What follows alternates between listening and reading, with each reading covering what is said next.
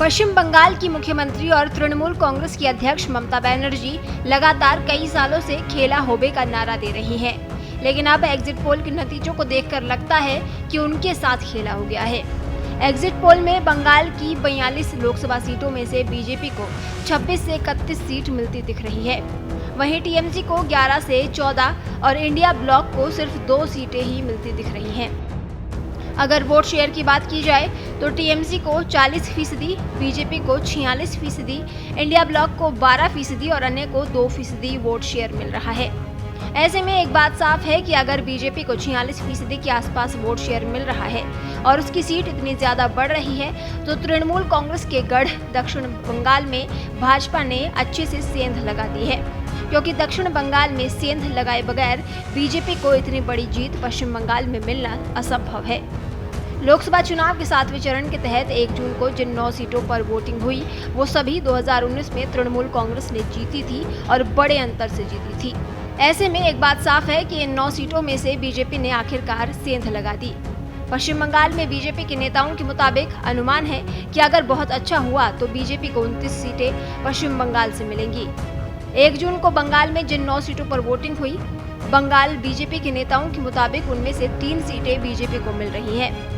बारासात, उत्तर कोलकाता और Mathurapur Lok Sabha seat BJP जीत रही है। ऐसे में अगर आकलन करें तो 2019 में बारासात लोकसभा सीट पर जीत का अंतर लगभग 1,10,000 वोटों का था। लोकसभा चुनाव के हिसाब से ये अंतर बहुत ज्यादा नहीं माना जा सकता। वहीं उत्तर कोलकाता में वोटों का अंतर लगभग 1,27,000 वोटों का था। हालांकि मथुरापुर लोकसभा सीट पर जीत का अंतर लगभग 2 लाख वोटों का था। फिर भी बीजेपी को लग रहा है कि इन तीनों सीटों पर भले ही कम अंतर से बीजेपी जीत रही है, लेकिन इस पूरे चुनाव में पश्चिम बंगाल में सबसे बड़ा मुद्दा संदेशखाली का रहा।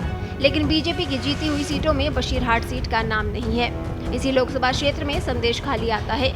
बशीरहाट की 7 विधानसभा सीटों में भले ही बीजेपी को संदेशखाली विधानसभा में बढ़त मिले, लेकिन बाकी 6 विधानसभा सीट पर बढ़त मिलना मुश्किल है। इसकी एक वजह मुस्लिम बहुल सीट और दूसरी वजह पिछली बार का अंतर है, जो लगभग 3.5 लाख के आसपास का था। हालांकि बीजेपी को लग रहा है कि संदेशखाली का मुद्दा भले ही बशीरहाट में उतना सफल ना हो, लेकिन आसपास की सीटों, खासतौर पर उत्तर कोलकाता और बारासात में असर डाल सकता है। अगर हम पिछले 1.5 महीने के दौरान पश्चिम बंगाल में चुनाव प्रचार देखें तो साफ है कि ध्रुवीकरण और तुष्टीकरण के मुद्दे के इर्द गिर्द अधिकतर चुनाव प्रचार हुए, जिसका खासा असर पश्चिम बंगाल की राजनीति पर इस बार पड़ता दिख रहा है। ममता बनर्जी का मुख्य वोट बैंक मुस्लिम वोट बैंक रहा है।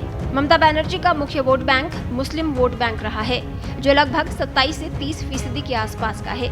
लेकिन इस बार बाकी के 70% वोट शेयर संगठित होकर बीजेपी की ओर जाते दिख रहे हैं। इसकी एक प्रमुख वजह प्रधानमंत्री नरेंद्र मोदी और गृह मंत्री अमित शाह का पश्चिम बंगाल में धुआंधार चुनाव प्रचार रहा।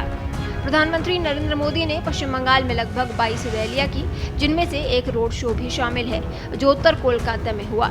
वहीं अमित शाह ने भी लगभग 16 रैलियां पश्चिम बंगाल में। अगर अनुमान के मुताबिक बीजेपी को इतनी ज्यादा सीटें और इतना वोट शेयर पश्चिम बंगाल में मिल रहा है, तो इसकी एक प्रमुख वजह प्रधानमंत्री मोदी का चेहरा रहेगा।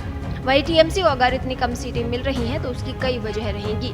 पहली वजह, पिछले 13 सालों से बंगाल की सत्ता पर काबिज ममता बनर्जी के खिलाफ एंटी इनकम्बेंसी का एक फैक्टर भी काम कर रहा है। साथ ही इस दौरान तृणमूल कांग्रेस के खिलाफ लगे भ्रष्टाचार के आरोपों और संदेशखाली का मुद्दा भी अहम भूमिका निभाता दिख रहा है।